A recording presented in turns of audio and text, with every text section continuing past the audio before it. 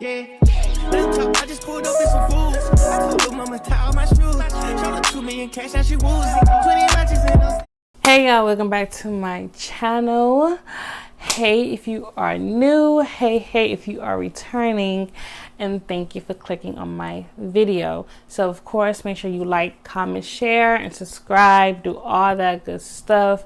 I do appreciate the love that I've been receiving so far, and hopefully, we can only go up from here. So yeah, let's hop right into this little video. So as y'all can see from the title, this will be a series about my best friend. She my best friend. She got nothing on me. Don't need nothing in the dance club. Like, yeah. And obviously we're not best friends anymore. But for the sake of this series that I'm going to be doing about just, just fake friends and people in my life, she will be called my best friend throughout the story or throughout the series. So no confusions. Present day, we're not cool anymore, but story times, we were cool. All right. And there'll be a lot of topics discussed in this video or in this series. That's SA and substance use and physical activity. Child, and I ain't talking about the gym. I'm not talking about the gym, okay? And if any of these topics trigger you, please exit out. I will be filming other content besides this, so no worries. If you don't like it, don't rock with it, stick around. View some other videos that I have posted. And yeah, so just a trigger warning for anyone who doesn't like those type of topics. All right, so it's going to be a lot to handle, a lot to explain, so let's just get right into it. All right, boom. I can start at the age of like 8 or 9 when I met, and we're going to call her Fun Size. My best friend is called Fun Size, all right? So this we see each other, okay? So me and Fun Size met when I was about 8 or 9, and at this time, I remember that I was a very shy kid. I was very timid. I was very quiet. I used to get bullied on a lot. So it wasn't nothing new to just not have people to talk to and be like, oh, damn, I don't got no friends. So one day I'm chilling, and I'm not going to break down how me and Fun Size met, but just know we met in a very weird encounter. And from that day, she kind of chose me to be her friend. Like, it was never a mutual agreement. Like, we're friends. It was like, you're my friend now, and you don't have a choice. Me being shy and timid, it was like, okay, cool. Like, we can be friends. I don't care. So, throughout even grade school, it was kind of like a little Regina George. Like, she wasn't mean per se, but she definitely had this aura about her where it was just like, I'm the it girl and all y'all gotta fall in line. And she always wanted to be center of attention in terms of everybody, like boy or girl. She want all eyes on her. Like, she didn't want nobody looking at anything or anyone else but her. So that was a lot of that. But being kids, we're kids, we're not thinking, oh, she's me. As a kid, we do have like intuition and gut feeling, so we had 2 different lifestyles, outside of school. So a lot of times when, we had miniphones back then, I had a miniphone. I think she had an iPhone. And she would be like, girl, where you at? And she didn't have no car yet. Like I said, we're like in middle school. So she didn't have no car, but it was like, girl, where you at? Like, can you come over? Like, my mom not home, or my mom is home. And and I asked my mom, and she'd be like, so who they parents? So who they be? Like, I don't know them. Like, you're not going. So I'd be like, oh, I can't come. She'd like, okay, it's cool, whatever. So around this time, boys were starting to become a newfound thing in my life. Like I said, I was young. I didn't really attract that type of male attention, and we're kids. Like, let's just keep this all in mind. We are kids, y'all. Like, We are kids. We are little teeny boppers. We have no business really caring about boys. Like, boys got cooties still. Like, ew. No, like, you know what I'm saying? Like, boys have cooties at this point. So we should not even be focused on them. We should be getting our education and listen to our mommies and daddies and, you know, eating our little fruit snacks and watching Disney Channel, child, and YouTube. And yeah. Around that time, we was wearing like Aeropostale. Like, girl, we wearing Aeropostale and Hollister and Abercrombie and Fitch. Okay, we're not worried about boys that got cooties. Like, no. And I had started to lose weight too, because around this time I was like, you know, a little slim, skinny, mini thing.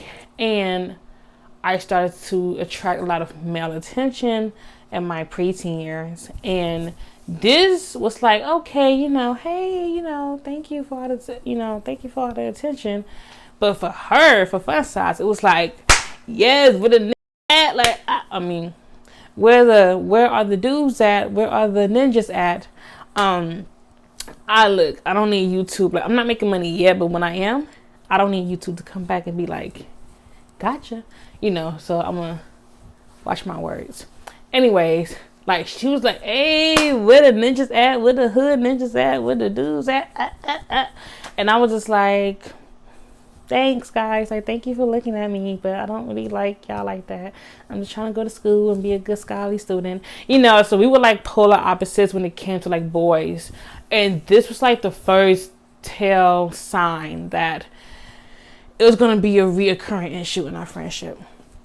Fun size had taken that male attention and started to really like amplify it. Like, boom, like, dudes looking at me, so I'm about to be popping that little thing, and I'm about to be popping this and wearing that, and switching my hips and showing my little, and mind you, we're middle schoolers, so most middle schoolers don't even have, you know, little tatas, like little, you know, breasts, you know, I can say that on YouTube, right? Yeah, breasts, I mean, I hope so. YouTube, don't do that, okay? Most women or most young girls didn't have a lot in the chest area. You know what I'm saying? So it's like, what are we showing these little 12 and 13-year-old boys? Because, baby, most of us were like flat chested, 1 or 2. It was a push-up bra. You know what I mean? Like, or like it was padded. So it's just like, we're not showing them nothing because there's nothing there for them to see. There are literally little boys using their imagination, and we're obviously, you know, delulu because we got on a damn padded bra talking about look at me. So it's just like, you know, so she'll be walking around like, ooh, look at me, and it's like, okay, girl, we got kids. And it's so funny because being that age, I was telling her, like, we're kids. Like, I don't think we should be out here really like parading ourselves in front of these little boys because, like, we're kids. But, you know, us being preteen teenagers, it was like, we grown, we can do what we want. Now, I kind of did hit that phase, but it wasn't until I was like 16, 17. So at the time, like I said, I'm like 12, 13. And it was just a lot of that. So she ran with the male attention. So boom, fast forward to high school. So high school, this is where it gets juicy. High school, we split apart. So from grade school to middle school, to the end of middle school, we were always going to the same school, right? High school come, we split up. You know, she goes to her school, I go to my school. And it was around this time that I was public enemy number 1 at my school because everybody hated my guts because I got into this fight. And that within itself is a whole different story time. If y'all even care about my little high school stories, if you do, let me know down below, and I will probably make a video about my high school era and just that time of my life of being a high schooler. It was some real grown tea in them high school stories. So trust me, it was not your typical, oh, teeny bopper. No, it was some real grown tea in them high school stories that I shouldn't have been going through as a teenager, right? I was just too young. But neither here or there. I went through my drama. She was going through her drama. So her drama at her school was more of her becoming more into the limelight of the male gaze, and wanting the male gaze, and wanting to be the center of attention for men, for, I should say, young boys, because I don't want to make it seem like grown men were like out here just trying to, no, it was young boys. Like, they were boys, they were kids like us, you know what I'm saying? So they were young boys, they were kids, you know. And I would be at my school, and she'd be hearing me talking about some, you know, I'm doing all these physical activity things with young boys and and I would be like, oh really? Oh wow. Meanwhile, I'm over here fighting for my effing life, making sure I don't get jumped, making sure people don't try to set me up, and she's over here living her little 50 Shades of Grey fantasies in high school, and I'm over here fighting for my life, like, and she over here, you know, having all the little boys talk to her, and I'm just like, okay, that's good for you, but I'm over here fighting for my life, so call me back after I'm done fighting these people off, you know, so I don't get jumped. It was around this time too, on a personal level though, like on a serious level for real, I was starting to find myself, and I was starting to understand who I was without her.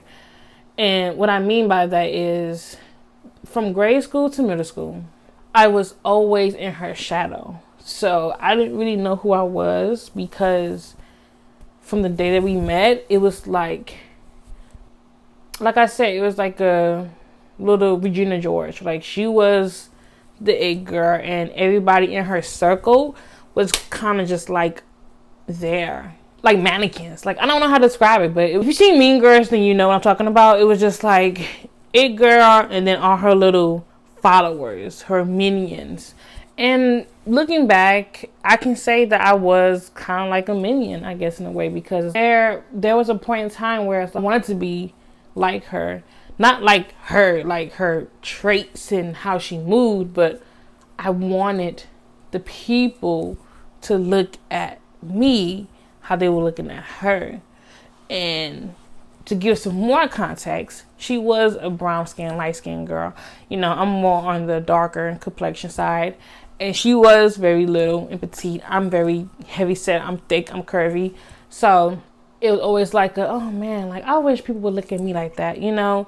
So going into high school without her, I was forced to find out who I was without her. And, you know, I don't know what type of flack I may get for this, but it was true. Like, I didn't know how to be me without her, because everything she did, I did it because I was her friend, you know. And it was never really like a question about the things that she was doing until I separated from her. And I was like, damn, that's crazy. Like, I really have to find out who I am without my best friend here. And it was just a lot. So when me and Fun Size did finally like reunite in person, like during high school, she had seen a change in me, and I've obviously seen a change of her. And when we was reacquainted, she was now on some hot girl summer energy. Like, child, she was on some hot girl energy before Megan even came up with the term hot girl. Like, she was really living her hot girl life in high school, you know. Like, I don't need these ninjas, they need me. I'm the one that got the best P and QRSTUV, like, you know. And me, I was still like, well, you know, I'm finally knowing who I am, and I'm discovering myself. And she's like, oh, okay, that's nice, but we about to go to this dude's house, and we about to get lit and and do, you know, and party and do substances and all this other stuff. And because I wanted to be in her good graces again, like, we didn't really fall out, but it was basically like, okay, if we gonna hang out now, you gotta do what I do. You gotta move how I move, like, you know. And to an extent, I was like, okay. But when I started to push back on a lot of stuff, it became oh, you're boring, or oh, you're a plain Jane. Like, if you're going to be with me, we have to do this, because if you don't do this, you're not my friend. And I kind of did fall for it, though. Like, I did fall for the, oh, if you don't do this for me, you're not my friend. Or if you don't want to do what I want to do, then we're not friends. Or like, we're not as tight as I think we are if you don't do this for me. And she kind of did pull that card a few times during our friendship, as we got older. And I started to fall less and less for every time. Because it's like, you're not going to keep using me and just stepping on my head like that. Like, no, girl, like, we can be friends and like to do different things. Like, I don't have to do what you do. And it's like, even if I do it once, I don't have to do it every single time. And that was just like one of the biggest issues, I guess, with our friendship, was like, she wanted everybody to move how she moved. And if you're not moving in sync with her, you got to go. Like, and then it's like, if she can't use you, if she can't control you, or you just don't want to move in sync with her, it's kind of like you were on the chopping block for wanting to be your own person. Like, it was just so weird. Now we about to get into the thick of it. Into the thick of it. And this right here changed the whole trajectory of my life. Looking back, if I never would have did this, I don't know where I would be right now in my life. So that's why I appreciate having a fake friend like her, because it was because of what she did to me that made me realize I don't even need people like you. Had she not did what she did, looking back, I probably would have still been friends with her, So it's the summer, and I can't even say the summer, damn. But at this point, I was like 16. And by this point, I had gotten caught up to her new lifestyle of being outside with the ninjas, going to the ninja houses, pulling up, doing a little puff pass, doing a little.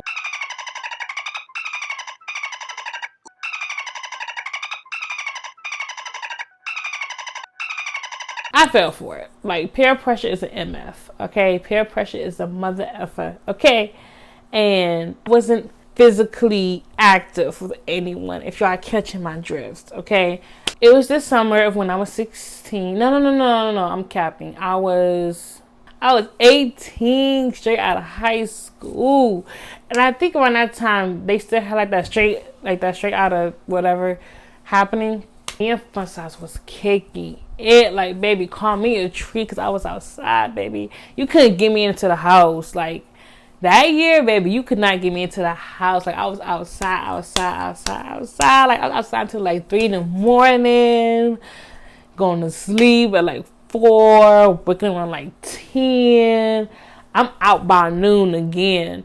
Or sometimes she would hit me up in the morning and be like, like, you want to go get breakfast? And I'm like, hell yeah, I'm going to get breakfast. Like, we would literally be just outside, like 25-8, baby. Call me a tree, call me a cloud, call me a rock, call me a door switch, a door flick, whatever, baby. I was outside. Like, call me a porch, because I was outside, okay? Like, I'm not going to lie. Looking back, it was fun. Like, it's always fun to have fake friends, because no cap, fake friends will always give you the funnest experiences, like on some real energy, like on some real stuff though. A lot of the chaotic story times that I have that I may never tell happened with her, like parties, a lot of things that I don't think I can say on YouTube, a lot of things that I was like, damn, I really had a teenage era. And oh, if I knew what I knew now, I would have not ever did this. But Fun Size introduced me to my now ex. Baby, this man ruined every part of me that I didn't think could even be touched. I thought I was, no cap, before him, I thought I was invincible. Like, I really thought I was like unbreakable. Like, you couldn't break me, you couldn't shake me. And a lot of this was ignorance. It was just not knowing about dating, not knowing about love, not knowing about relationships, not knowing about narcissism and manipulation. Because like at 18, it's like, why would I need to know these things, right? I don't know. Like I just thought I was untouchable because it's like, I'm headstrong. Like I'm strong enough. Like if you do it, ever try to play me, I'm gonna cut him off. And I'm gonna cap. All I gotta say is cap, just big cap, because obviously I didn't, and I got played the damn piano. Okay, so I'm just gonna leave that here with her introducing me to my ex, because baby, that next chapter is very, very intense, and I think I'm going to have to mentally prepare myself to really go down memory lane. Yeah, so anyways, I hope y'all enjoyed this video, y'all. I hope y'all like this type of content that I'm putting out. Like, I know a lot of people are more here for my locs and not for my story times, or they're not here for my life stories or whatever. But I do like filming loc content, but I do love filming, you know, life content. I like to talk about my life and, you know, what I've been through. So yeah, with all that being said, like I said in the beginning, make sure you like, comment, share, and subscribe. If y'all kind of show me that y'all rocking with this video, or y'all want this series to continue, then I'll do it. But if y'all don't, then I'm gonna just probably scrap it and not do nothing with it. I don't know. But yeah, anyways, see y'all in the next one.